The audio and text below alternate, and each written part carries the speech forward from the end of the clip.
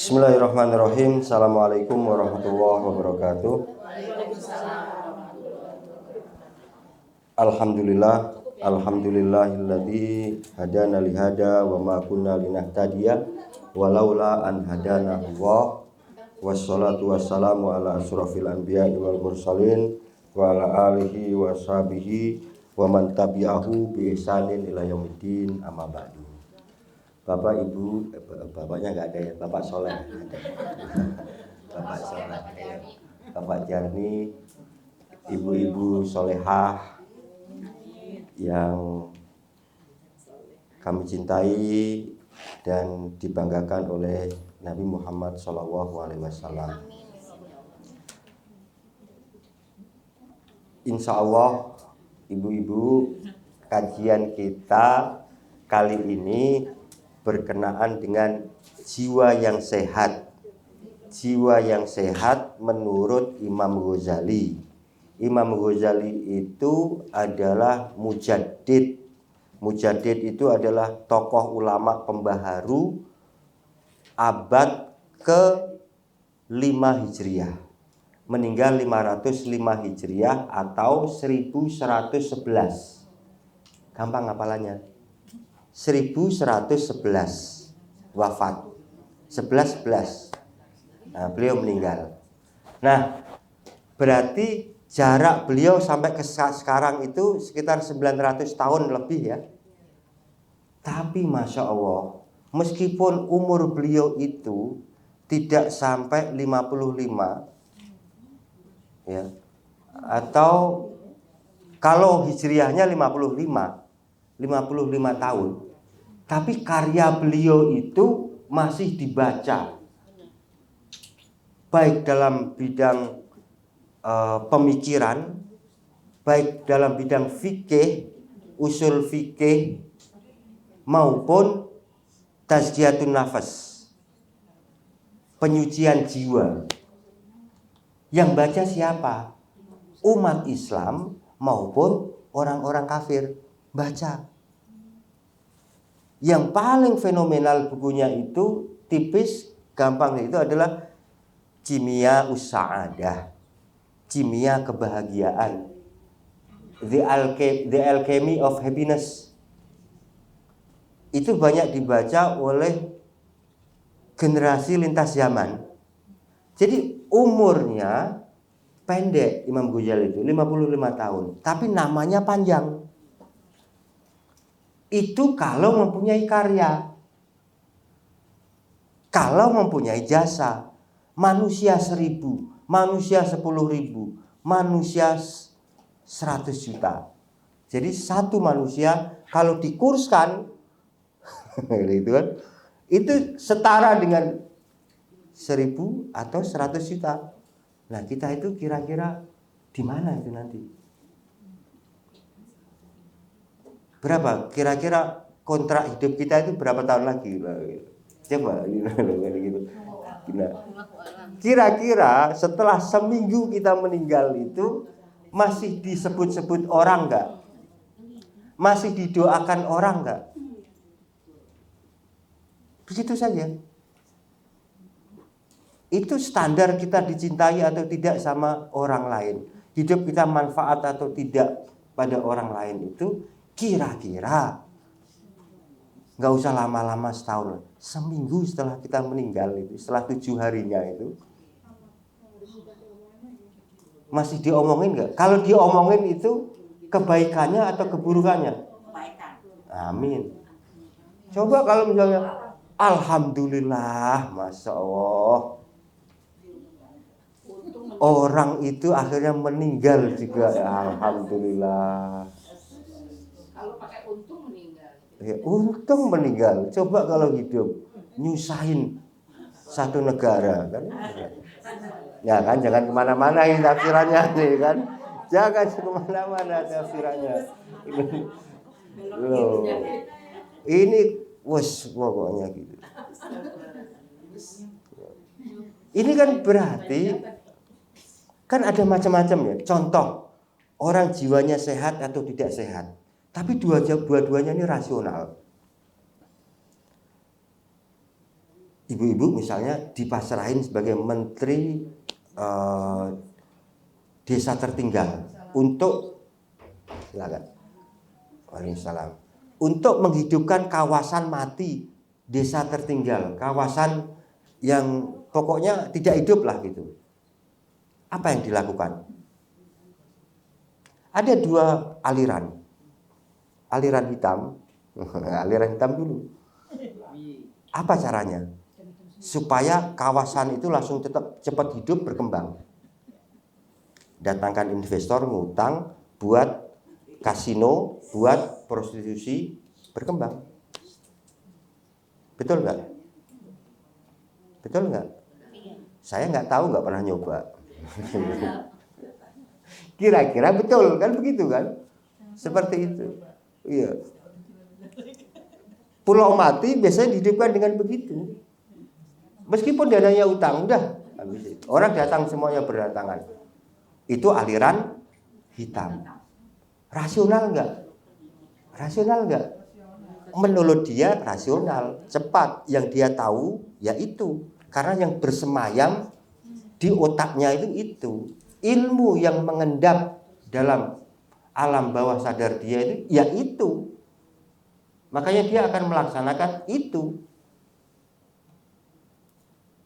Nah, yang kedua, aliran putih, aliran ulama. Apa yang dilakukan?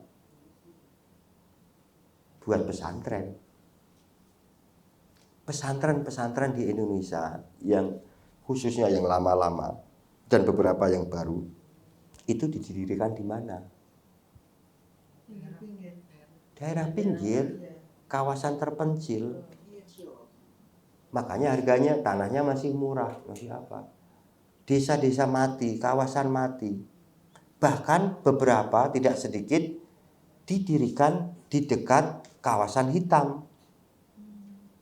Molimo. Molimo itu apa? Alasannya katanya biar orang-orang itu biar sadar gitu. Ya, salah satunya di kawasan Molimo. Maling 5M. Maling madon 5M. Iya. Molimo itu iya. Iya Jawa. Ini Jawa. Saya orang Jawa. Maling madon. Madon itu main perempuan, pelacuran. Main judi, mabuk, pencuri, madat. Madat itu ganja dan kawan-kawannya, narkoba. Itu. Nah, gontor itu namanya gon kotor. Tempat kotor. Iya. Itu warok-warok macam-macam. Kalau sudah warok Ponorogo, wah, itu yang mimpin reok gitu loh. Itu pemuka yang ditokohkan, ya, di situ tidak lepas dari kehidupan itu. 5M itu, 5 itu. Umumnya ya.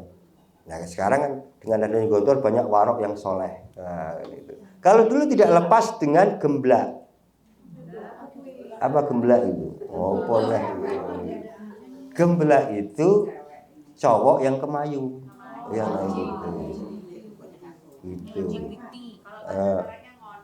Ngondek, betul, ngondek. Itu. Ya. Itu kawasan mati. Kawasan mati ada gontor lama, mati. Rogowarsito semuanya itu kan sekolah di gontor lama. Di gontor lama. Kawasan itu mati, kiainya mati, nggak ada yang meneruskan. Terus kemudian itu kan ada 3 bersaudara itu disekolahkan dulu sama ibunya itu, disekolahkan masih kecil-kecil. Terus yang 3 yang paling muda itu Pak Imam Yarkasi, yang bapaknya Prof. Hamid, Pak Hamid itu. Nah, terus Pak Zainuddin Fanani yang tengah dan Pak Sahal. Yang bapaknya Hasan Abdullah Sahal. Itu. Nah, Pak Yarkasi itu umurnya 16 tahun. Dirikan pondok. 16 tahun masih bocah SMP. Kelas 3 SMP gitu. Kakaknya yang tertua kalau nggak salah umur 25 atau 24 gitu.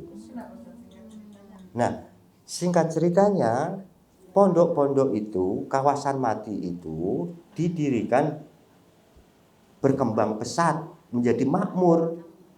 Di situ ekonomi berkembang akhirnya. Semua santri dari 1, 2, 3 rame berdatangan dari mana-mana berdatangan. Ya kan?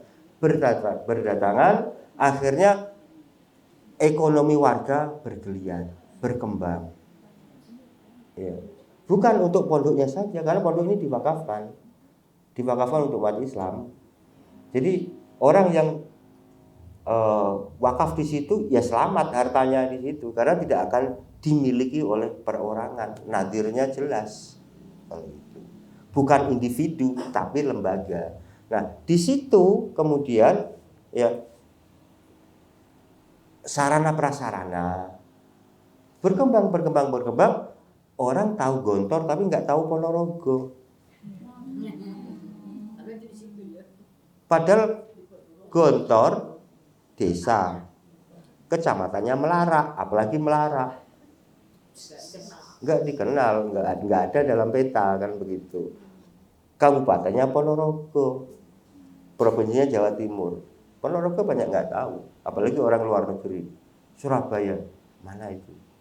Jawa Timur. Gontor tahu, karena Gontor Indonesia. Nah, sama akalnya, rasionalnya kiai dengan rasionalnya para ahli maksiat, ahli taat dan ahli maksiat, beda hasilnya.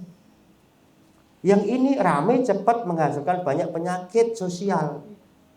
Kawasan itu hidup, penyakit sosial tumbuh, berkembang. Ini obat sosial. Nah, begitu, itu contoh. Ilmu itu bukan wacana, bukan wawasan. Kata sahabat Ibnu Mas'ud radhiyallahu an, laisal ilmu bikasratir riwayat. Ilmu itu bukan banyak-banyaknya meriwayatkan, banyak-banyakan tahu ini, tahu itu. Bukan, itu bukan ilmu. Innamal ilmu al-khosyah. Sesungguhnya ilmu itu adalah rasa takut kepada Allah. Maka orang yang tambah ilmunya, tidak tambah rasa takutnya kepada Allah, itu tanda orang yang sengsara. Semakin jauh, jadi dia tidak tambah hidayah, dia akan semakin jauh dari Allah.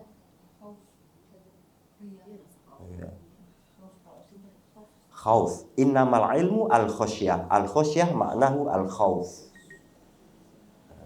Kalau menurut Imam Ghazali yang memberikan nasihat kepada anaknya dalam bukunya Ayyuhal Walad Al-Muhib, wahai anakku yang tercinta, itu bukan anak biologis, tapi santrinya yang sudah belasan tahun bermulazamah, belajar sama beliau. Terus ketika mau keluar pamitan, mau turun gunung mengamalkan ilmunya, beliau kirim surat ke Imam Ghazali, masih takut, saya masih kurang pede, guru saya kan gitu. Saya ingin sekali mendapatkan nasihat yang menjadikan saya ini ingat terus. Tolong dituliskan ke gurunya kan gitu. Ini muridnya ini ngerjain guru ini. Ditulislah surat itu, kemudian dibukukan. Tipis juga, wahai anakku. Nah, di situ Imam Ghazali mengatakan hakikatul ilmu anta lama anna ta'ata wal ibadata mahi. Sesungguhnya hakikat ilmu itu adalah kamu tahu apa itu ibadah dan ketaatan. Hampir sama kan? Taat. Nah, ini yang banyak ibu-ibu yang sudah ke Turki itu. kamu mengetahui apa itu ibadah dan ketaatan. Nanti saya kirim kok PDF-nya. Ya. Tapi beda, nulis sendiri itu kan langsung, tulisan-tulisan itu kan menggores ke hati. Insya Allah beda. Nah kan kalau diwariskan, kalau sudah meninggal, oh ini catatan mak saya gitu. Nah, gitu. Wah, hasilnya kan nggak mungkin, wah slide-nya kan slide-nya yang dapat pahala kan saya kan gitu. Kamu mengenali apa itu arti ketaatan dan ibadah. Nah, ibu-ibu yang sudah ke Turki itu di Istana Topkapi itu kan ada ruang di mana para duta-duta besar menunggu audiensi pada sultan. Nah, di situ ada kaligrafi besar-besaran. Qimmatul hikmah al-khosyah. Apa itu? Puncak hikmah itu, the top of wisdom. Puncak hikmah itu adalah khosyatullah. Rasa takut kepada Allah. Di istana di mana Sultan mondar-mandir itu ditulis itu untuk mengingatkan Sultan. Yang ngeri lagi di mana itu ruangan Hall of Sovereignty. Jadi ruang kedaulatan di mana 3 benua diatur dari situ. Ada ayat Quran kaligrafi dipajang loh. Masalul ladzina yunfikuna amwalahum fi sabilillah kamathali habbatin ambatat sab'a sanabila. Sesungguhnya perumpamaan orang-orang yang berinfak di jalan Allah, menafkahkan, membelanjakan hartanya di jalan Allah seperti habbah, ya, seperti biji yang menumbuhkan 7 benih. 7 benih itu menumbuhkan fikuli sumbulatin mi'atu habbah. Jadi dari satu pahala itu, dari satu kebaikan itu menghasilkan 700. Nah, itu. Ayat yang biasa kita baca di proposal. Gitu. Itu ditempel di tempat yang paling mulia. Ditempel di tempat orang yang paling berkuasa dan paling berharta. Mengingatkan dirinya. Makanya sampai istri-istri sultan itu wakafnya luar biasa banyaknya. Mereka rebutan wakaf di Baitul Maqdis di Palestina, di Tanah Haram, Makkah dan Madinah. Ibu negara kita sekarang apa wakafnya? Nah, ibu kalau lebih tahu sendiri. Jangan ketawa, kan nggak enak ketawanya itu. Begitu. Banyak mungkin kita aja yang nggak tahu. Iya, belum ada kelas ya. Ya. Jadi orang beramal itu dia bahagia. Dalam hadis yang panjang itu kan membuat orang bahagia itu pahalanya besar. Bahkan ada hadis sahabat itu di hari yang sangat panas terik itu dia nyari air dan mendapatkan sumur. Dia turun terus minum. Pas naik lihat anjing. Anjing itu kehausan. Terus kemudian masuk lagi ke sumur ngasih air ke anjing. Pas ketemu Rasulullah, dia mengadu, dapat pahala enggak? Ya Rasulullah, kalau saya berbuat kebaikan untuk anjing itu ada pahalanya enggak? Terus Rasulullah bersabda, fi kulli dzi kabidin rotbatin ajrun. Di setiap organ yang mempunyai hati yang basah, kira-kira makhluk yang darahnya mengalir, itu ya. Itu kalau kita berbuat kebaikan, itu ada sedekahnya. Dia senang, bahagia, sehat. Kalbunya sehat. karena sudah berbuat kebaikan. Saya yakin ibu-ibu yang suka berinfak, bersedekah, terus menolong dan seterusnya itu ada perasaan yang kebahagiaan yang tidak bisa diungkapkan ketika membantu gitu. Apalagi kita nggak pernah berharap dia terima kasih ke kita.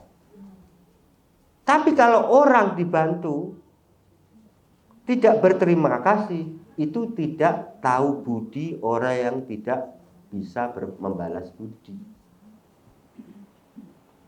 Jadi dua sisi itu. Ada orang dalam Islam itu kan diajarkan bagaimana berbuat baik sebelum memberi, ketika memberi, dan setelah memberi. Dalam agama sebelah belum tentu ada. Kalau sebelum memberi tidak boleh, niatnya harus lillahi ta'ala, tidak boleh untuk manusia. Sebelum memberi, niatnya harus dibersihkan. Ketika memberi, jangan memberi dengan ngomel-ngomel. Kamu itu dari kecil minta aja. Memang cita-cita kamu jadi pengemis ya, masa dari dulu ngemis saja gitu. Itu nggak boleh.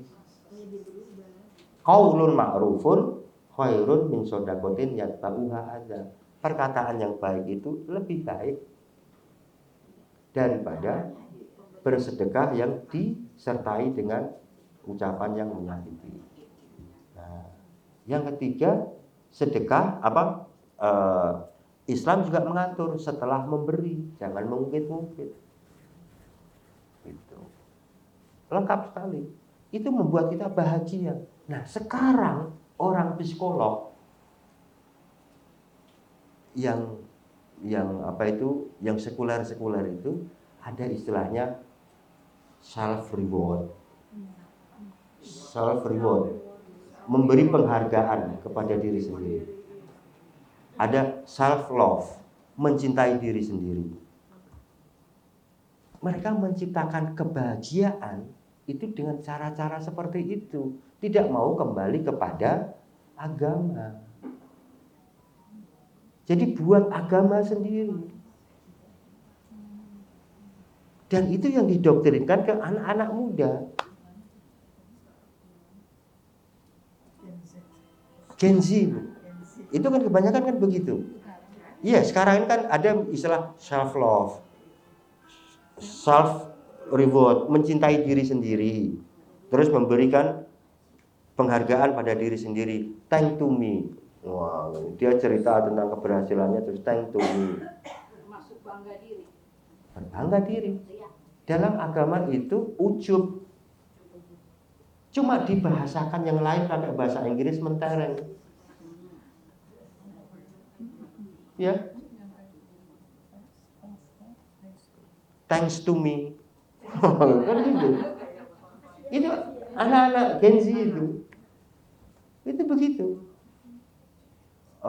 Ngasih penghormatan, penghargaan terhadap diri sendiri. Dalam Islam tuh hadisnya kan begini. Cintailah saudara kamu sebagaimana kamu mencintai diri sendiri. Nggak ada orang yang membenci diri sendiri. Cinta diri sendiri itu dijadikan standar untuk mencintai orang lain. Begitu kan? Jadi bukan ditonjolkan self love, self reward. Kita membahagikan orang lain itu pasti. Dalam surat Al-Kahfi, ibu-ibu kan pernah sering membacakan wa kana abuhuma sholihah. Ya, itu Nabi Khidir memperbaiki rumah yang mau runtuh. Kenapa? Karena ada warisan harta terpendam di situ, kanzun. Terus ditulis wa kana abuhuma sholihah. Kedua orang tuanya itu adalah soleh dan solehah. Jadi ulama menyimpulkan kesalehan orang tua itu bisa melindungi anak cucunya.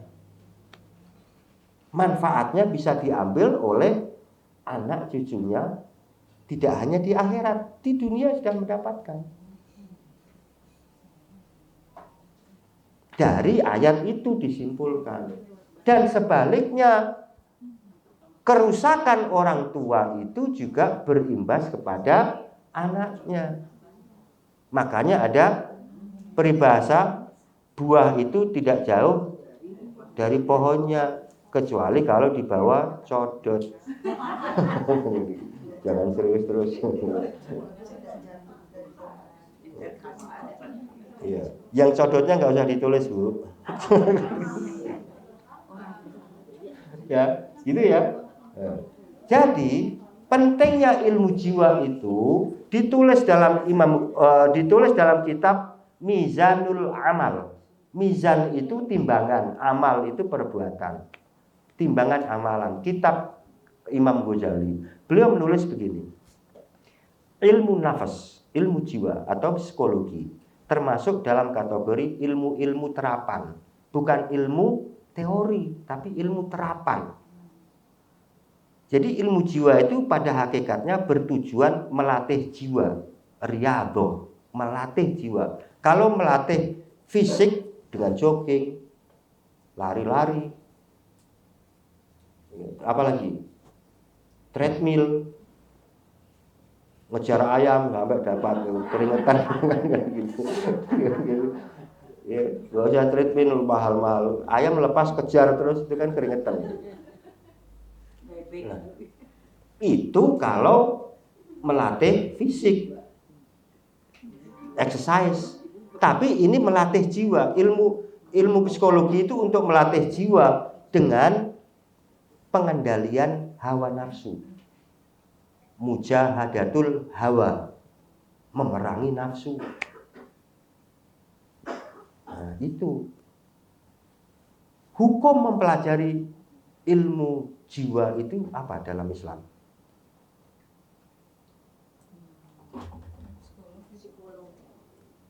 Itu termasuk fardu kifayah. Fardu kifayah itu wajib kolektif. Kalau sudah ada yang mempelajarinya, yang lain gugur. Artinya apa? Kalau anak cucu ibu belajar ilmu psikologi, ekonomi, politik, kedokteran, teknik, ini ilmu-ilmu fardu kifayah. Artinya kalau anak ibu, cucu ibu belajar ilmu ini, berarti dia sedang mempelajari ilmu yang bisa menggugurkan dosa orang tuanya, keluarganya, masyarakatnya. Ya termasuk masyarakatnya tadi, temannya. Iya. Nah, kalau anaknya itu tahu tujuan dia belajar itu, dia belajar itu untuk menggugurkan dosa orang banyak di bidang itu. Ya. Dia belajarnya oplak-aplek enggak? Oplak-aplek itu asal-asalan.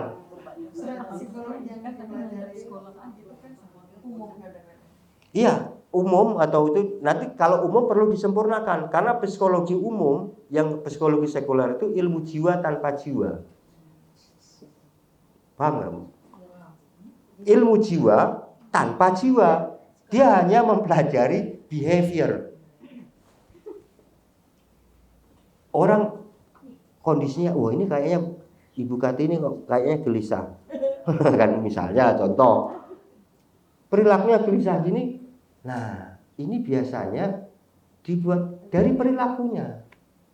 Terus dibuatkan resep-resep obat. Obat ini sebelum diminum oleh manusia dipraktekkan kepada binatang. Kan begitu. Binatang. Percobaannya. Kadang mujarab ada enggak? Yang bisa diterapi itu adalah penampakan jiwa dari aspek perilaku, behavior. Tapi dia tidak bisa sampai jiwa. Makanya ilmu jiwa tanpa jiwa. Ilmu jiwanya barat, dia enggak percaya spiritual. Dia hanya material, kebendaan yang nampak. Ya kan begitu. Jadi kalau anak-anak kita, cucu kita belajar ilmu-ilmu fardu kifayah, tahu niatnya benar, dia pasti akan bersungguh-sungguh. Jangankan IPK yang tinggi, pekerjaan yang baik, ridho Allah insya Allah didapat. Karena yang dicapai itu langsung jauh. Yang lebih dekat itu tercapai otomatis. Ya, dari Jakarta kita ke Surabaya, Tegal, terus mana lagi, Pekalongan, Bekasi, otomatis kelewat. Nah kalau kita cuma tujuan hidup kok cuma ke Bekasi doang,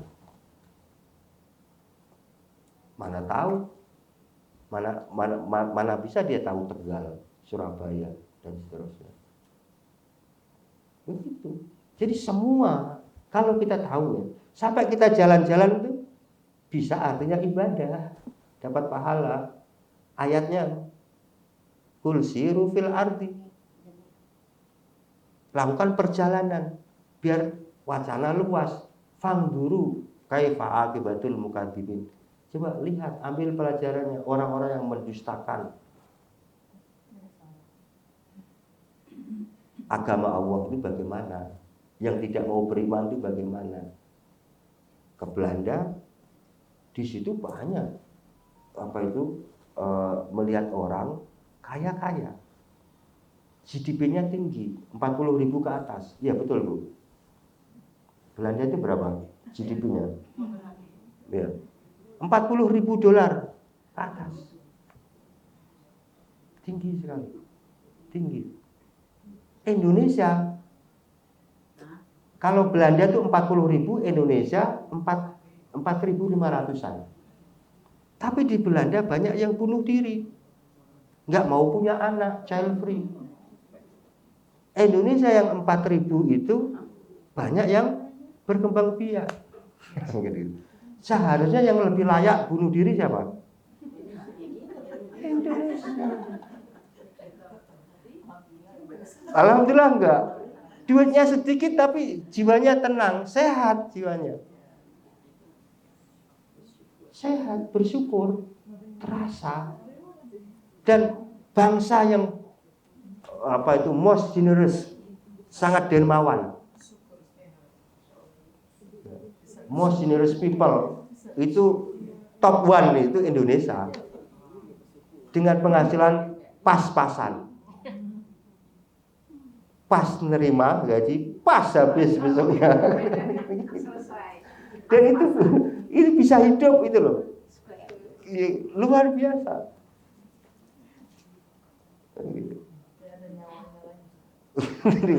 Sudah pas-pasan gitu ditindas lagi sama yang berkuasa di sana.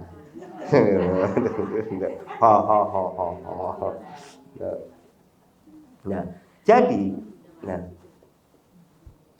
hukum mempelajari ilmu psikologi itu adalah fardu kifayah.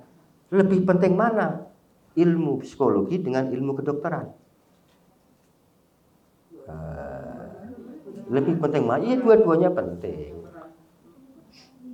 Pertanyaannya kan lebih penting mana? Kalau orang nggak mempelajari ilmu kedokteran, rusaknya itu akan menghilangkan kerusakan, hilangnya kehidupan yang fana.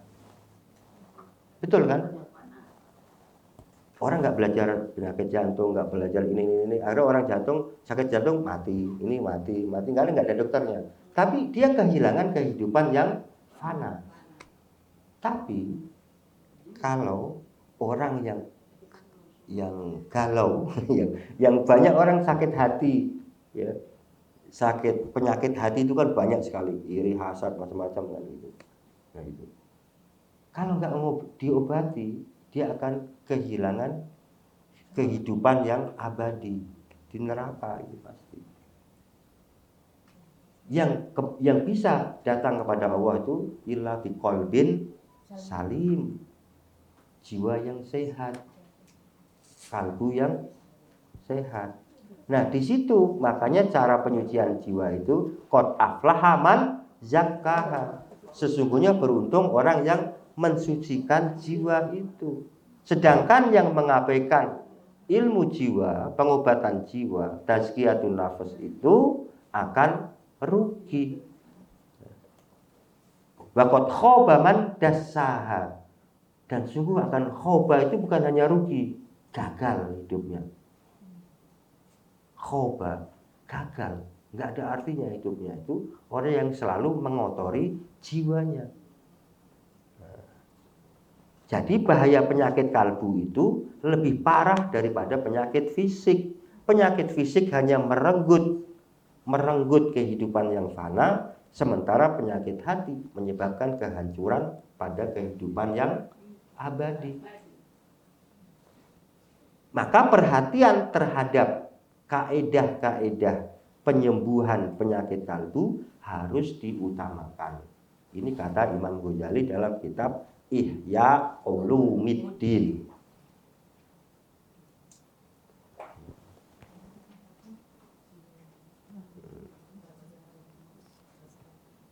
Jadi di situ Ihya Ulumuddin.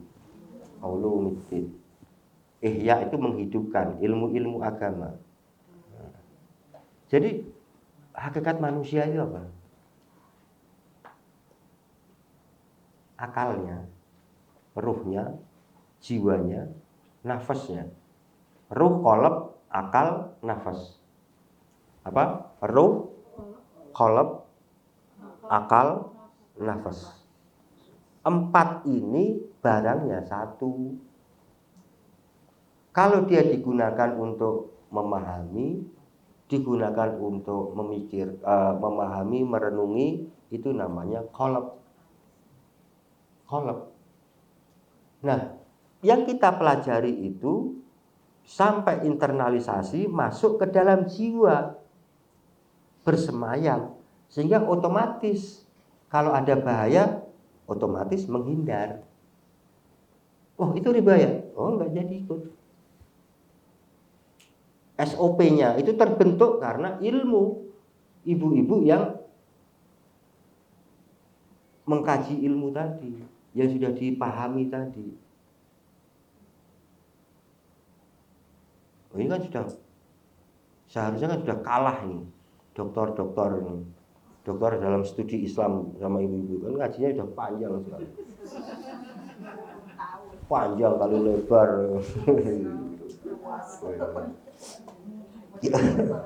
Kali tinggi, dalam kali. Volume. Ya. Hukum Archimedes semuanya kan gitu. Isaac Newton. Nah, ini ketika digunakan untuk berpikir sebab akibat secara rasional itu disebut akal. Iya kan? Masuk akal enggak? Makanya kan dalam Islam itu yang paling rendah namanya data. Tapi kan orang yang sok ilmiah tuh ngomong pakai data dong. Seakan-akan kalau udah ngomong pakai data itu sudah tertinggi. Belum. Di atas data itu kalau diolah menjadi informasi. Informasi itu kalau diolah lagi menjadi ilmu pengetahuan. Ilmu pengetahuan kalau digunakan dengan pas secara konteksnya itu menjadi wisdom, hikmah. Ibu-ibu ini tahu ayatnya larangan minum khamr. Innamal khamru wal maisuru dan seterusnya. Sesungguhnya khamr, judi dan seterusnya.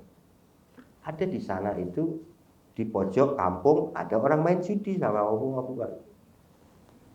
Langsung didatangi oleh emak-emak ini bawa Al-Quran. Wahai bapak-bapak, sesungguhnya Allah berfirman, buka Qurannya. Innamal khamru wal maisiru. Apakah bapak-bapak masih terus? Ini betul, tapi tidak bijak. Tidak begitu caranya. Kan begitu. Iya kan?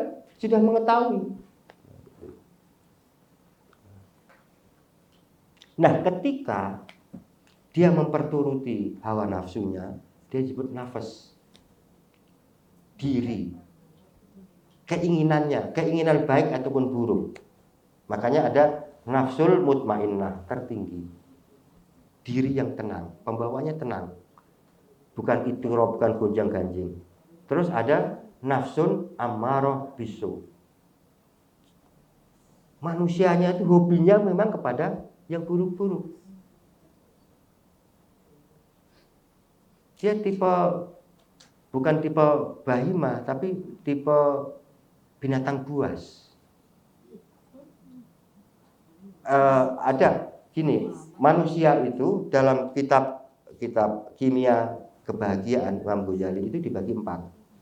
1, binatang ternak. Iya, sifat-sifatnya binatang ternak.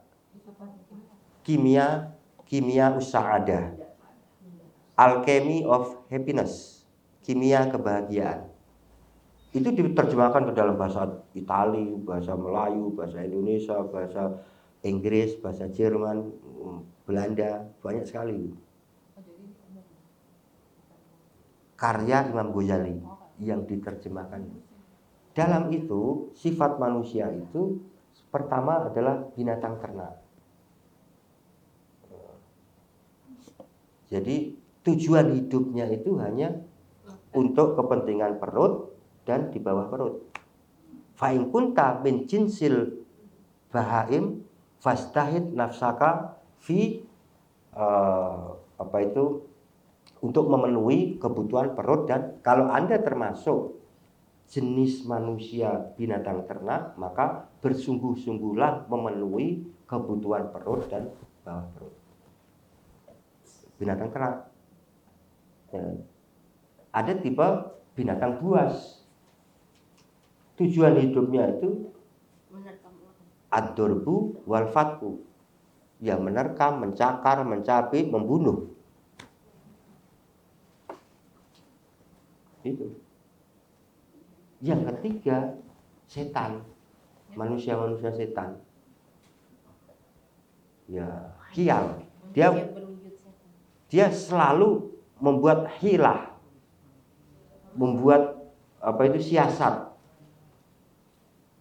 Jadi sengsara kalau melihat orang bahagia, dan kebahagiaannya itu menciptakan kesengsaraan. Contohnya siapa? Ya begitu, manusia setan itu. Ya jangan tafsirnya itu loh, biasa aja kan gitu. Ya, itu sifat-sifat manusia. Bukan misalnya orang itu mati, apa nggak ada penerusnya? Kadernya banyak. Fir'aun tuh kadernya banyak. Lintas bangsa, lintas zaman, lintas warna kulit. Banyak Fir'aun itu. Lengkap. Jadi a'wanul khair wasyar, a'wanul haq dan batil, pembela kebenaran dan kebatilan itu akan terus berperang sampai hari kiamat. Kalau Anda ingin menjadi viral, ini kalau berbuat kedoliman, kejahatan ini jangan nanggung. Iya, itu nggak akan dicatat oleh sejarah. Fir'aun terkenal, tetapi ajudan Fir'aun itu siapa? Panglima dia yang memimpin pasukan ke laut itu ini siapa? Enggak dicatat.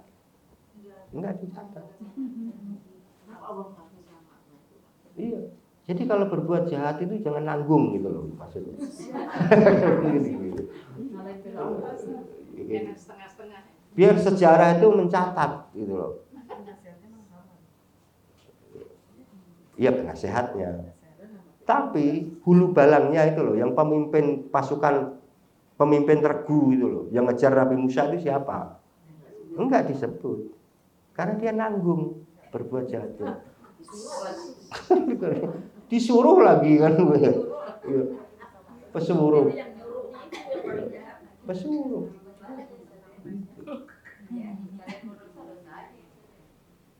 Ya jangan minta persetujuan saya kan.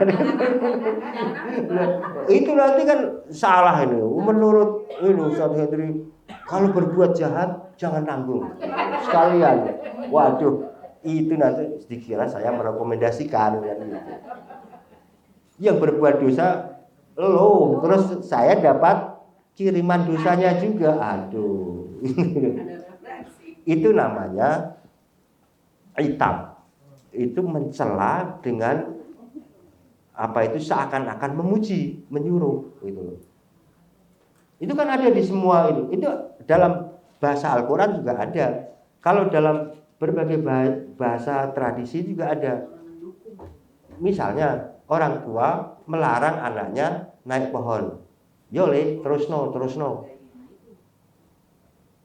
Naik terus, yang tinggi le.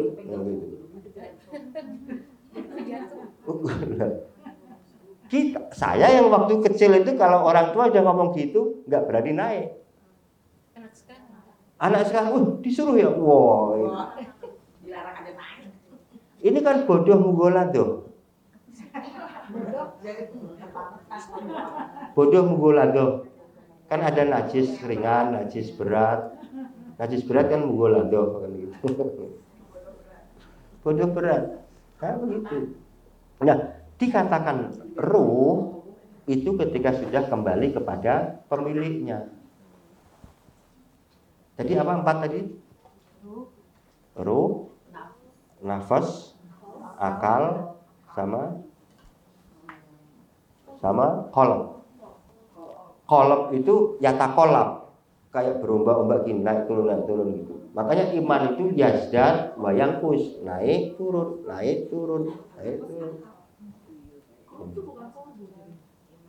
Kolbu. Ya kalbu. Kalau orang awam menafsirkan hati, tapi bukan hati liver. Sakit hati itu bukan sakit liver.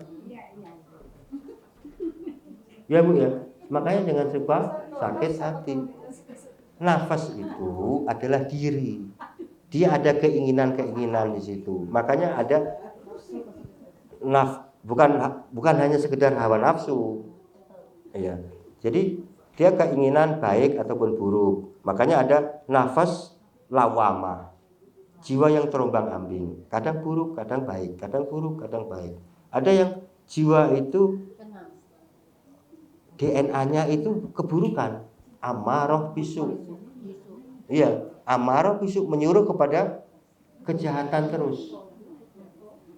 Terus ada jiwa yang tenang, mutmainnah. Ya ayyatuhan nafsul mutmainnah. Irji'i ila rabbiki radiyatan mardiyah. Ayat ini saya hafal terus dari kecil. Kenapa? Karena ibu saya namanya Mardiyah.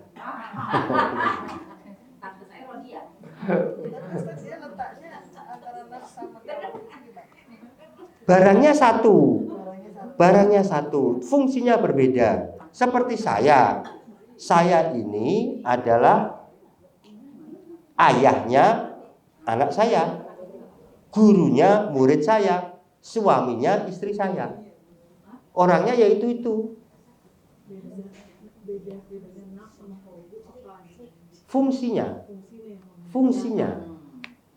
Ketika barangnya satu. Ketika dia kembali kepada pemiliknya disebut ruh.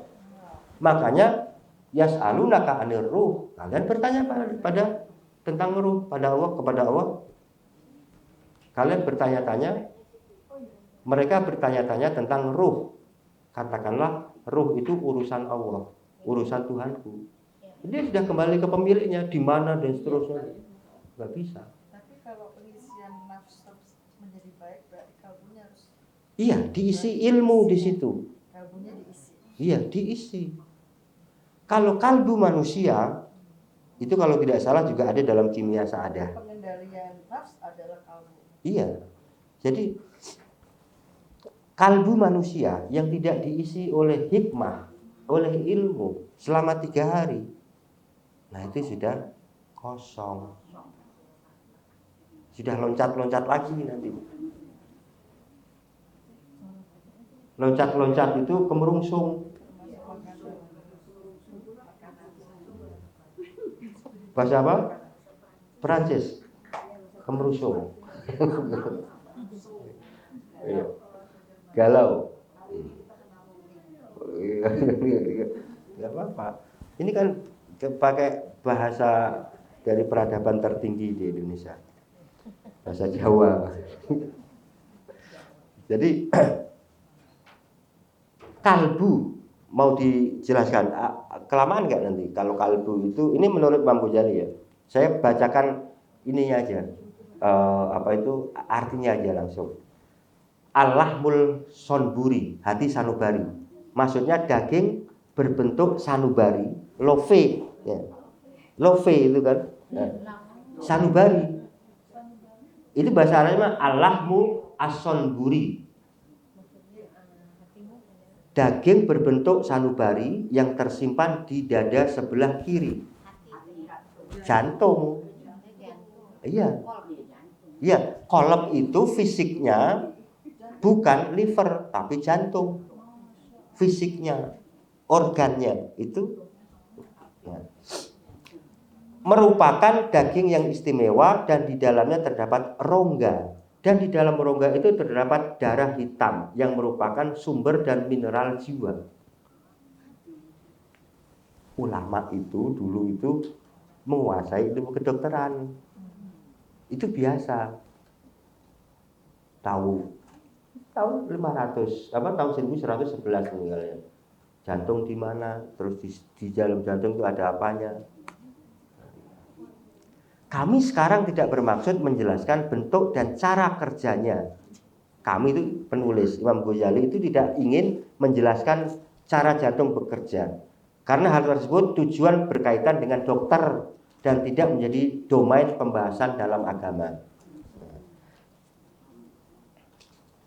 Nah,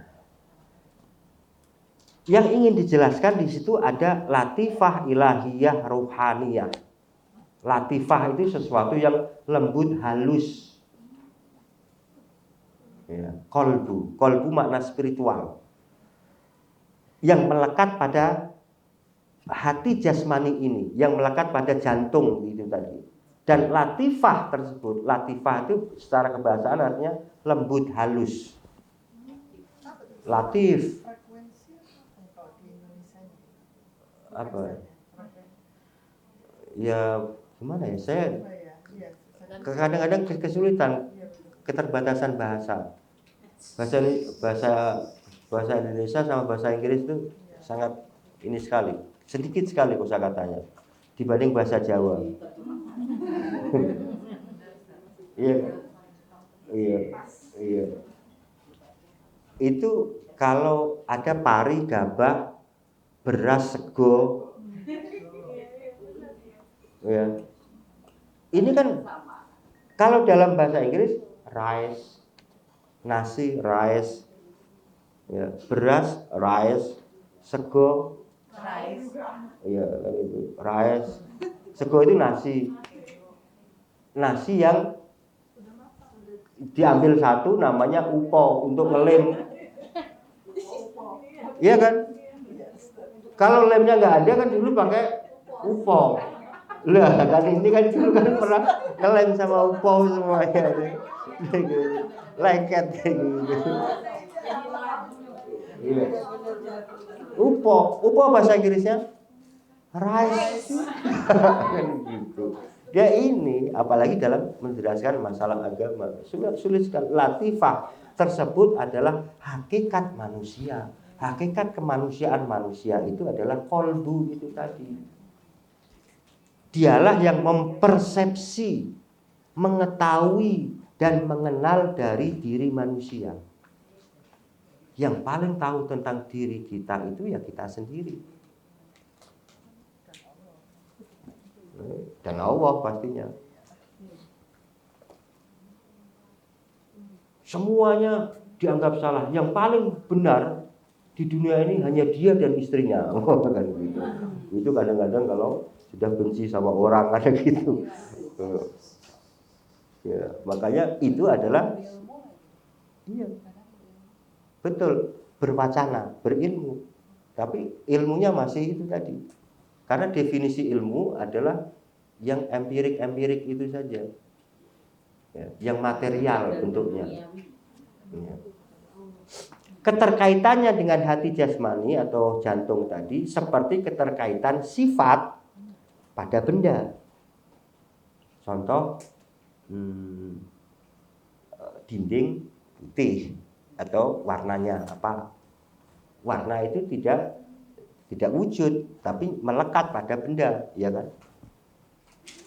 Wah, ini kalau jelasin tambah lari semua ya, pusing. Jadi Islam itu tinggi sekali keilmuannya itu. Ini nanti saya kalau mau buka seri kuliah ilmu kalam, bagaimana menjelaskan, mempertahankan keimanan itu dengan atom. Itu saya waktu S1 skripsi saya ilmu kalam tentang mengkritik Mu'tazilah.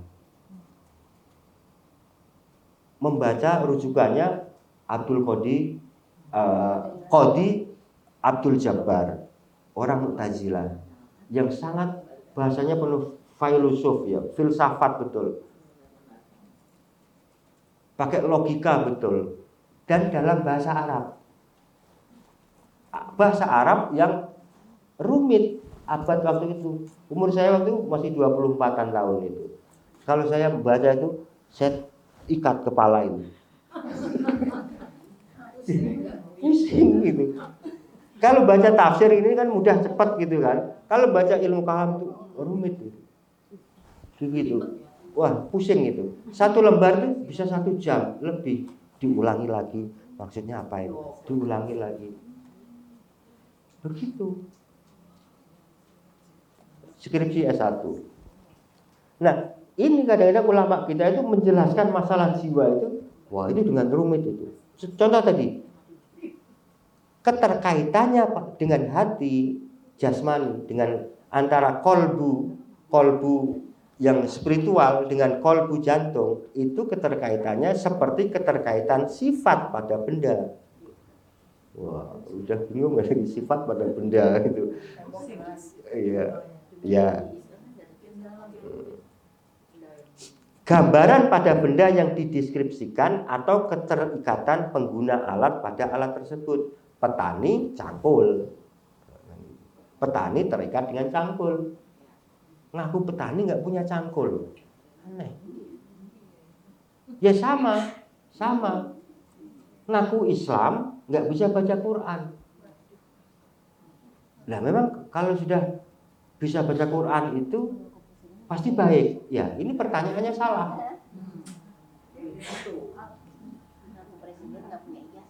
Nah, kan ke situ lagi mulai.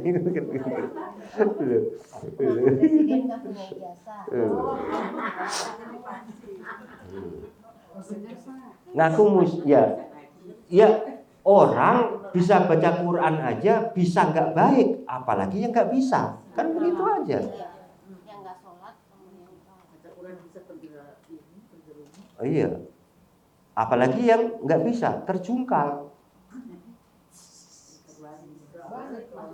Iya. Banyak orang nggak baca Quran. Iya betul. Itu masih ya. Makanya kan derajatnya kan macam-macam. Ada yang geblak, jungkel, ya kan itu kan. Itu kan sama-sama jatuh. Ya kan gitu. Jatuh ke belakang, geblak. Jatuh ke depan, terus kepleset. Itu kan bahasanya kan banyak itu. Apa bahasa Sunda apa? Isolidat. Terus ke belakang kejengkang. Kalau terus melambang nyungsop dan macam-macam, bahasanya luas sekali. Lah kita kalau ketemu bule minder duluan.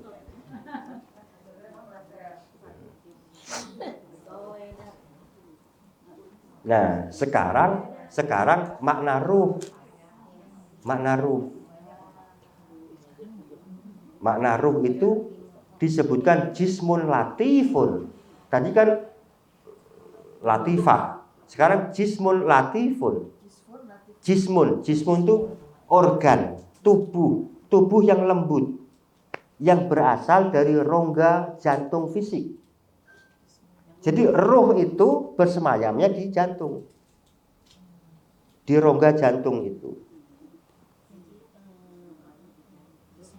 Ketika dia masih manusia nyawa lah, kalau itu kan masih melekat di roh kan sudah kembali ke pemiliknya.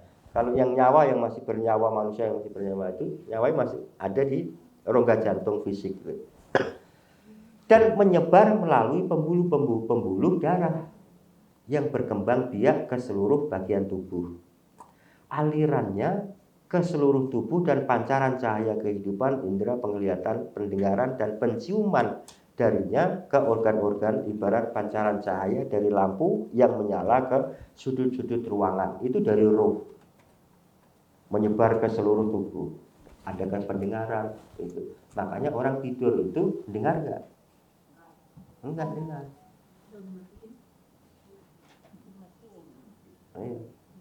Mati. Melihat nggak orang tidur? Enggak melihat. Bahaya kalau melihat. Tidur nggak melihat. Mimpi itu dia tidur berarti.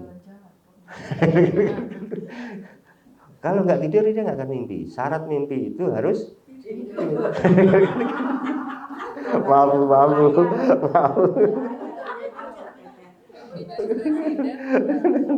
Iya. Ya. Gitu. Iya kan, begitu kan? Ini jadi ruh itu memancar. Tapi bedanya orang tidur dan mati itu sarafnya masih aktif. Makanya cepat kan kalau kita tidur dengan mendengarkan tilawah. Terus itu saraf-sarafnya juga kan ada istilahnya ada muscle memory. Iya kan? Ibu-ibu yang itu pelajaran apa itu dulu? Muscle memory. Jadi otot-otot itu punya memori gitu loh. Iya kan? Otot itu ada memori loh. Itu kekuasaan Allah kalau kita semakin mempelajari badan manusia itu sangat complicated itu. Bukan seperti mesin. Ya. Gampangannya contohnya apa kalau otot mempunyai memori? Mak-mak itu kalau ini ngirisnya sampai ngobrol gini tanpa lihat itu, udah tahu itu. Dan gak akan keiris tangannya. Betul. Itu contoh yang gampang kan gitu. Ada memorinya otot-otot itu. Ya. Kalau kita tidur, sebelum tidur dengerin tilawah, itu juga masuk gitu loh. Masuk tanpa disadari. Tapi kadang-kadang kebangetan juga orang pedagang itu. Jualan ayam, ayamnya sudah sering mendengarkan tilawah. Kan gitu. Ayam ini, iya kan? Gimana maksudnya? Maksudnya itu dagingnya segar katanya. Itu kan cara pedagang. Mau sapi, mau ayam, mau apa? Iya. Aroma terapi yang Iya. suara itu supaya jadi sapi yang empuk. Iya. Wow, iya. Iya sistem itu di Jepang. Iya. Ayam juga gitu. Ayam itu ketika mendengarkan tilawah. Iya. Untung tidak menirukan ayamnya itu. Iya. Oke, kita lanjut. Ruh itu. Jadi ruh itu dia akan menyebarkan. Ada saluran-salurannya dari jantung mengalir ke seluruh darah, dari situ menyalakan panca indera, mata, penglihatan, telinga, terus apa itu rasa, perasaan, macam-macam. Tapi alam semesta juga berzikir juga itu. Iya berzikir, betul. Ya, dia itu kan hadisnya ada jelas tuh. Batu dipegang mengucapkan, Rasulullah bisa mendengar dan itu ketika masih dipegang oleh Ali atau siapa sahabat masih Terus kemudian sahabat yang lebih rendah kasta keimanannya itu baru berhenti. Gitu. Ada gitu. Nah, makna ruh yang kedua adalah tadi ruh yang nyawa ya, nyawa. Makna ruh yang kedua adalah latifah yang berpengetahuan dan sadar dari diri manusia. Latifah yang berpengetahuan. Ruh yang sudah belajar, yang sudah mempunyai hikmah, yang masuk hikmah. Itu ruh. Ruh yang berpengetahuan dan sadar dari diri manusia. Oh, mengerjakan maksiat itu harus dihindari. Udah otomatis. Perjanjian di alam ruh Iya, sebelum diciptakan manusia. itu, apakah sudah ada ilmu itu yang bisa dimiliki? Itu langsung perjanjian dengan Allah. Masih suci di situ. Alastu bi rabbikum? Bala syahidna. Apakah aku Tuhanmu? Iya, betul. Engkau adalah Tuhanku. Di alam ruh. Masih ingat Bu begitu? Ya enggak lah, enggak ada yang tahu itu namanya masalah ghaibiyat. Masalah hal-hal yang gaib. Yang hanya kita percaya saja. Wah, itu enggak ilmiah. Pertanyaan saya, ruh yang tadi Bapak bilang, Iya. tadi itu jadi paham, itu tadi Iya. ada latifah. Iya, latifah yang berpengetahuan, yang dia sudah mengetahui Tuhannya. Reminder itu, ya, remindernya Allah yang bilang tadi itu di alam ruh, dengan itu apakah kayak reminder ruh? Iya, betul.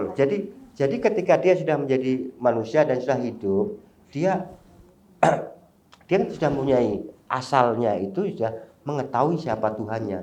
Ruh yang berpengetahuan tentang Tuhannya. Sampai dunia lupa, makanya dia belajar. Makanya dia mendekati orang komunitas yang baik. Dekat-dekat dengan orang baik. Itu. Ada sebenarnya semua manusia fitrahnya mesti orang tuanya yang membuat kafir. Ya, itu karena tadi. Kenapa manusia itu bisa kafir? Hawa nafsu. Nafas itu tadi. Kok ada kata-kata orang tuanya? Iya, karena yang membentuk anak itu orang tuanya. Iya. Iya. Tapi kadang-kadang budaya datang, ibunya rela kita. Itu, Dia ya. datang kepada itu walaupun orang tuanya non muslim. Iya. Karena dia belajar. Ya tadi. Kadang-kadang Iya. dia tiba-tiba mendengar, tiba-tiba dia menangis. Kebanyakan itu kan jarang yang tiba-tiba dia langsung ini. Itu ada usaha-usaha manusia. Latifahnya itu. Iya. Iya. Latifah itu proses belajar terus tiba tak langsung. Ada yang belajar terus tapi untuk nyari-nyari kesalahan. Atau dia tahu betul tapi gengsi. Kalau saya masuk Islam, dapur saya nggak mengepul. Saya nggak akan bisa jadi raja, misalnya gitu.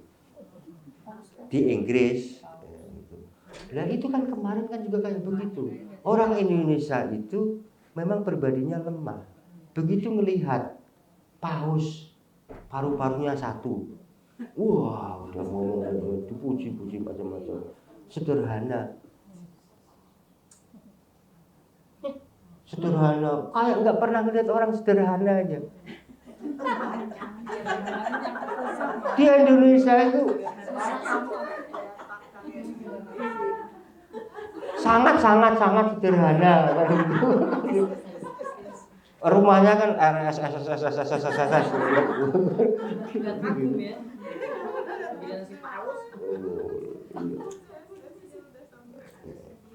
Atau itu kerjaan media kan gitu. Kerjaan media. Lah yang itu makanya.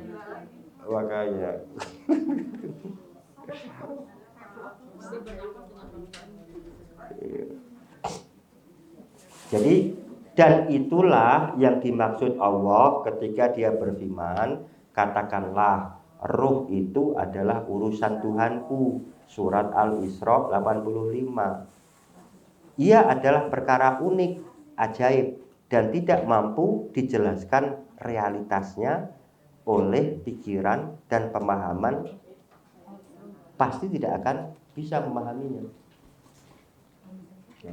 Di sini Al-Isra 85. Qulir ruhu min amri rabbi. Yas'alunaka. Siapa? Ada yang mau baca? Ibu? Silakan.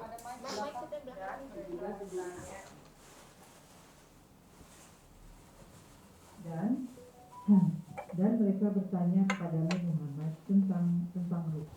Katakanlah, ruh itu termasuk urusan Tuhanku, sedangkan kamu diberi pengetahuan hanya sedikit. Wa ma utitum minal ilmi illa qalila. Kamu hanya diberi pengetahuan sedikit saja. Loh, terus nanti ada orang yang mengatakan, agama itu gaib-gaib, itu metafisik, itu enggak ilmiah. Ya, sebentar. Anda mengatakan tidak ilmiah. Anda mengutip terus tentang Aristotle, Plato yang lebih itu lagi. Kamu tahu dari mana Plato itu? Aristoteles itu. Tahu dari mana? Kitabnya yang kanon. Itu pernah nggak megang bukunya? Nggak pernah. Hanya berita-berita dari orang-orang. Dan yang memberitakan itu kadang-kadang seorang pencuri, penipu, dan seterusnya. Jadi kalau dalam riwayat hadis itu hadis yang super lemah.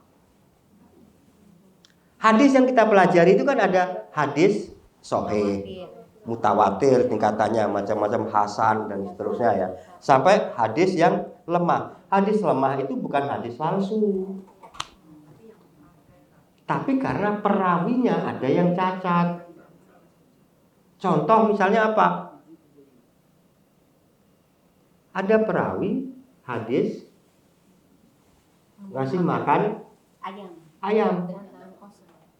Dikasih kuru pakai jagung. Begitu ayam datang ditangkap. Dia sudah berdosa nipu ayam. Berarti cacat akhlaknya. Enggak layak membawa sabda Rasulullah, manusia termulia. Segitunya loh. Terus ada lagi yang dobetnya kurang. Kenapa? Dia suka lupa. Nah, mak-maknya suka lupa kadang-kadang.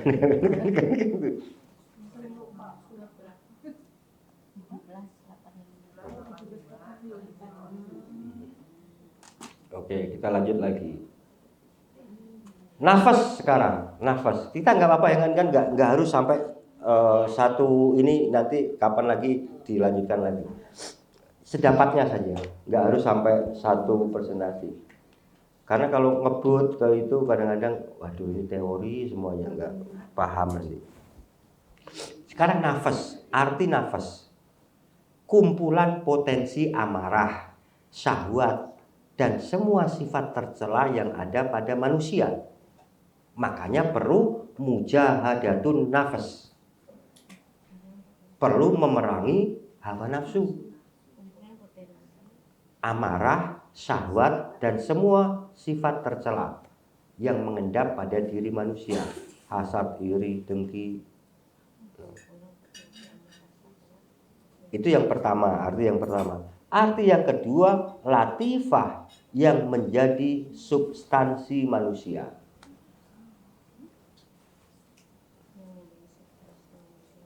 Inti manusia. Nah, di situ tadi yang saya katakan, kita selesai jam? Sudah? 5 menit lagi, terus tanya jawab.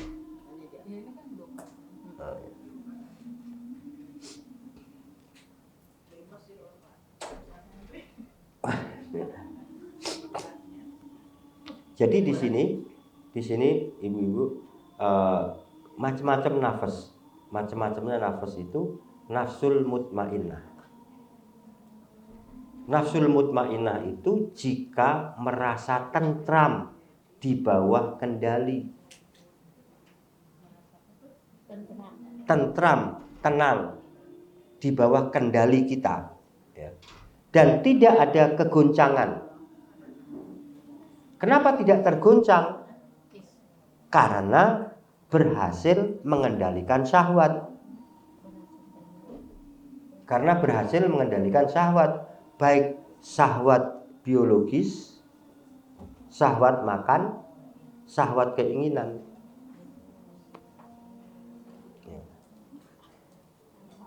Nah, di situ tadi yang saya katakan, ya ayyuhan nafsul mutmainnah irji'i ila rabbiki radiyatan mardiyah. Mudah-mudahan kita masuk yang ini, bagian ayat ini. Wahai jiwa yang tenang. Kata Allah kan begitu. Sudah waktunya pulang. Sudah cukup kamu di dunia. Cukup. Ya ayat Tuhan, lembut sekali Allah memanggilnya itu kan. Ya ayyatuhan nafsul mutmainnah. Lembut sekali. Wahai jiwa yang tenang, udah waktunya pulang. Dah balik. Irji'i ila rabbiki radiyatan mardiyah. Sudah pulanglah dengan kondisi yang ridho dan diridhoi. Senang sekali kalau kita sakaratul maut itu sudah dipanggil begitu itu. Ngeri kan ya? Kita pasti enggak itu? Ya. Pasti enggak ketika itu sudah susah itu. Orang sudah kesadaran antara perlawanan pertempuran setan sama malaikat gitu. Yang menggoda kita, mengajak kita, mempertahankan kita. Makanya doanya diantaranya apa? Allahumma hawwin alaina fi sakaratil maut.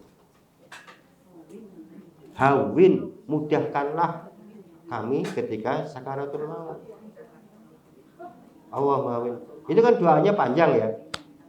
Allahumma inna nas'aluka salamatan fid din wa afiatan fil jasad wa ziyadatan fil ilmi wa barakatan fil rizqi wa taubatan qoblal maut wa rahmatan indal maut wa maghfiratan ba'dal maut. Rahmatan indal maut wa maghfiratan ba'dal maut. Rahmah ini apa sih? Welas asih. Ya, welas asih. Kan ada mawaddatan wa rahmah. Itu kalau di bahasa Indonesia kan apa? Cinta dan kasih sayang. Wah, apa lagi? Mawaddah dan rahmah. Mawaddah itu cinta suami ke istri, istri ke suami masing-masing ketika kondisinya enak, nyaman, rezeki mengalir. Rezeki macet, kok masih sayang pada suaminya, itu namanya rahmah. Istrinya sakit, kok masih cinta pada istrinya, berarti rahmah, welas asih. Wa rahmatan indal maut, doa. Ya Allah, kita minta welas asih Allah ketika sedang kematian itu, proses-proses kematian. Wa maghfiratan ba'dal maut, ampunan setelah mati, sudah pindah alam itu. Kan begitu aja. Oke, terus yang kedua, macam yang kedua adalah nafsul lawamah. Nafsu yang jiwa yang tidak merasa tentram, jiwa yang terombang-ambing, berpihak pada syahwat dan mencela pemiliknya ketika enggan beribadah. Kadang-kadang namanya lawamah itu kan terombang-ambing. Kadang-kadang ngikuti syahwat, kadang-kadang menyesal. Makanya orang kalau berbuat jahat itu menyesal kan? Pernah? Sering? Rahasia kan gitu. Ya, rahasia kan gitu. Jadi kalau berbuat kemaksiatan, ketidaktaatan itu misalnya, Allah kenapa sih saya kok itu gitu. Kan begitu kan? Tapi nggak ada orang yang menyesal berbuat baik. Kalau menyesal berbuat baik itu sakit jiwa. Sakit jiwa itu bukan gila saja, tapi hilangnya ketaatan pada sang kholik. Itu sakit jiwa. Ya. Kalau sudah tidak ada, ya itu kan, tidak ada ketaatan, hilangnya ketaatan kepada sang kholik itu sakit jiwa.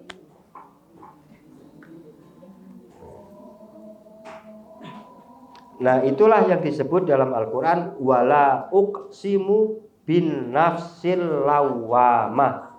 Saya nggak tahu itu surat apa ini. Saya akan bukakan ya, biar ibu-ibu nanti bisa lihat terjemahannya, bisa lihat tafsirnya. Tafsir Hamka kan punya semuanya kan?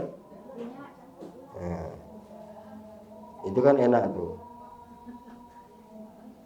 Wala uqsimu bin nafsil lawamah.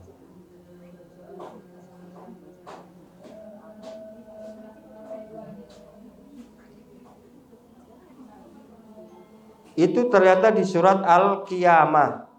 La uqsimu biyaumil qiyamah wala uqsimu bin nafsil lawamah. Surat Al-Qiyamah kalau mau membuka dan membacanya di situ.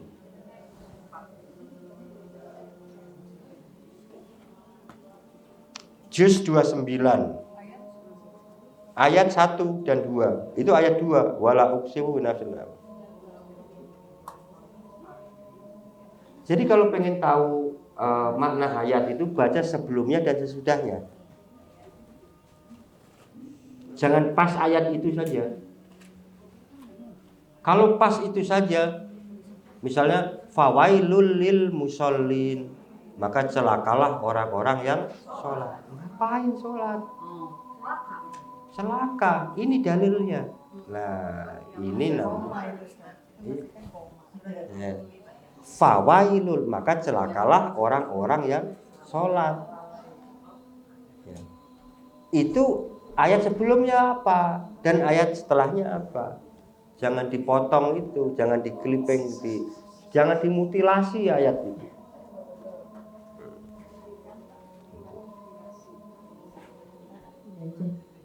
Kita mengibu? Iya. Iya. Ayat. Ayat 2 yang pasnya itu ayat 2. Ya, tapi bisa dibaca sebelum dan sesudahnya. Iya. Kita dengarin aja dulu. Kita dengarin dulu.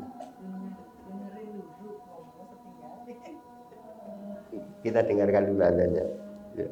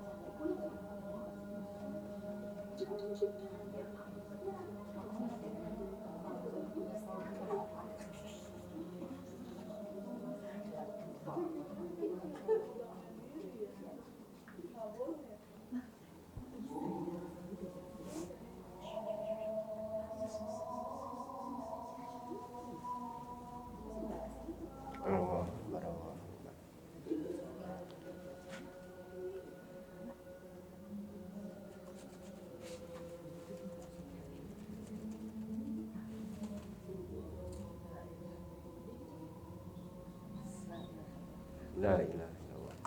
Allahumma shalli ala sayyidina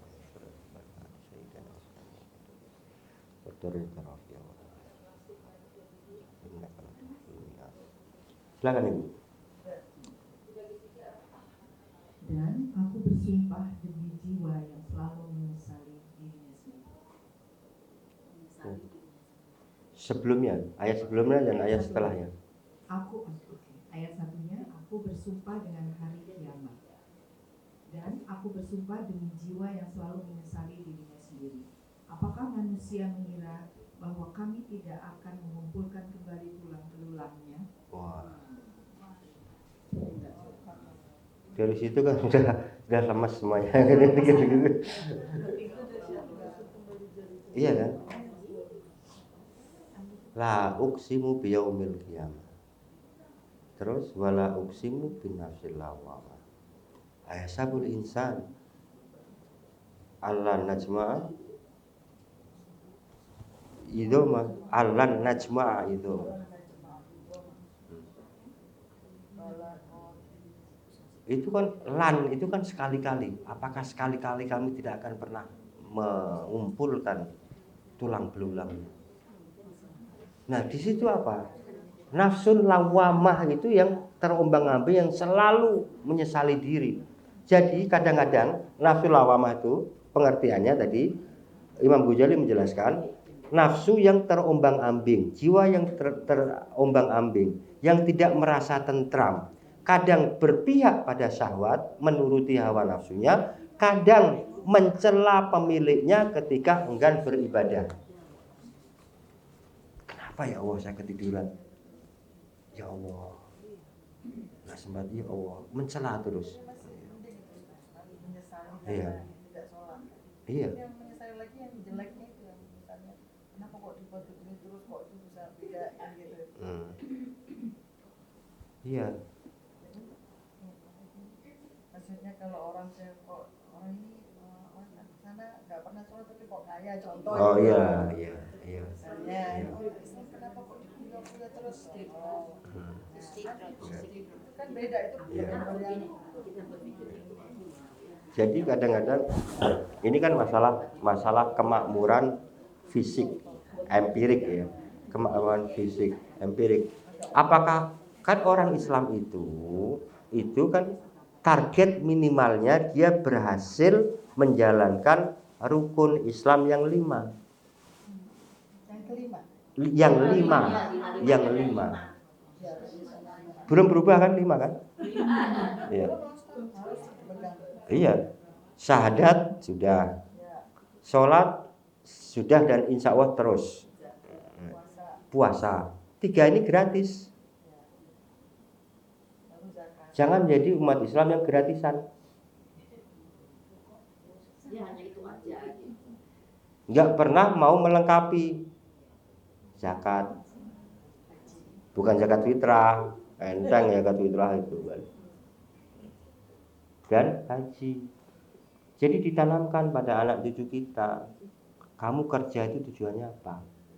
Coba saya kemarin ceramah di mana itu Masjid Pemprov Jakarta ini. Di situ khusus anak-anak muda semuanya. Anak-anak muda semuanya, S1 semuanya. Saya tanya, kamu kuliah apa? Teknik. Teknik apa? Industri. Terus semester berapa? 7. Habis ini mau apa? Cari kerja. Kamu mau kerja? Iya. Untuk apa? Untuk membahagiakan orang tua saya. Betul enggak? Tidak salah.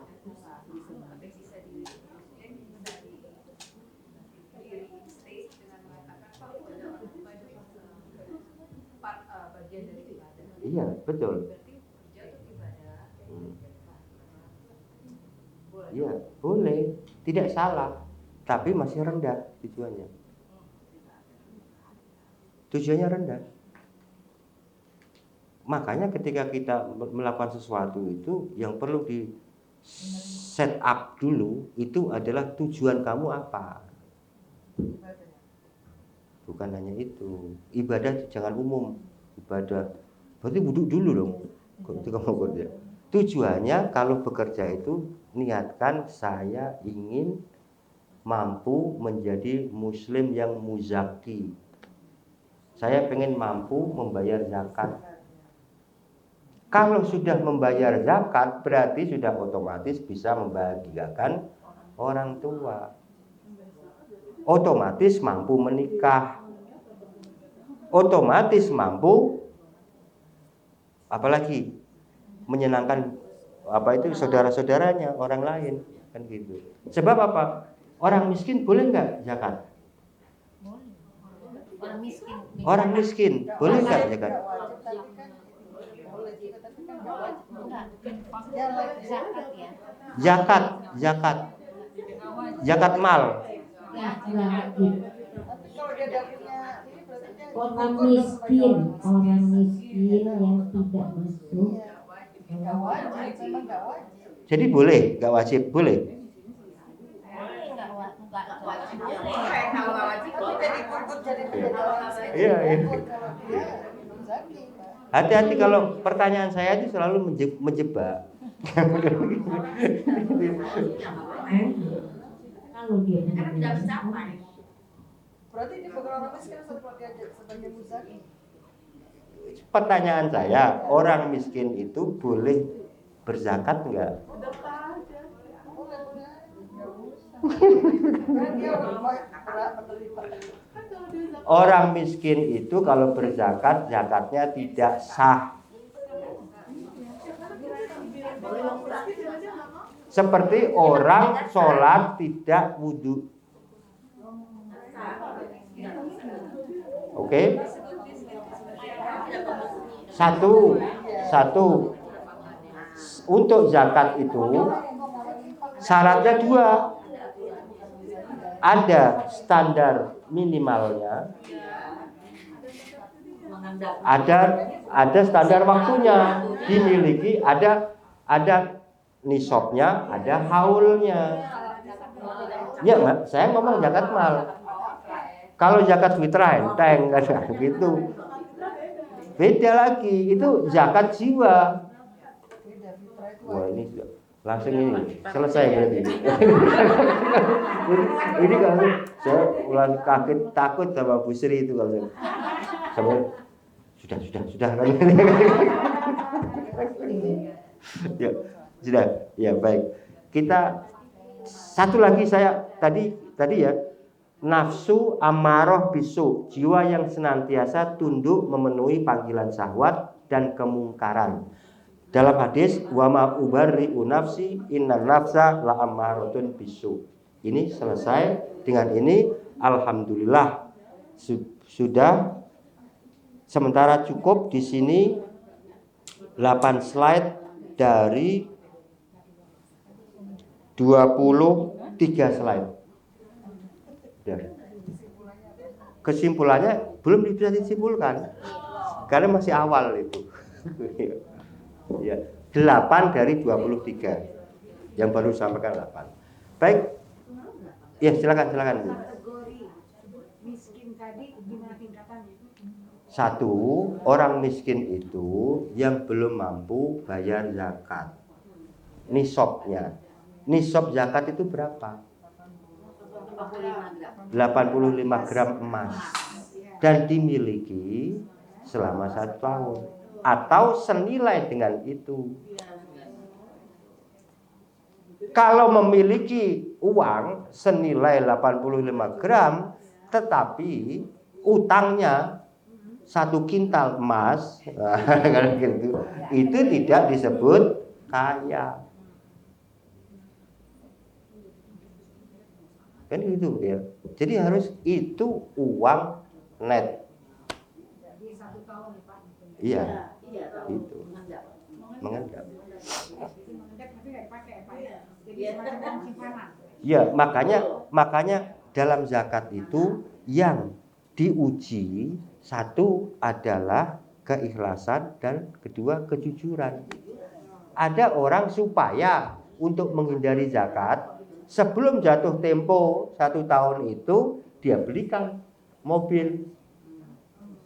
Itu kan ngakali Tuhan itu. Kalau misalnya bukan dalam arti mengakali tapi memang kebutuhan dia harus membeli. Ya beda lagi.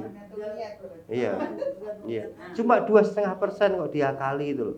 Nanti diakali Tuhan sendiri kok malah bingung nanti.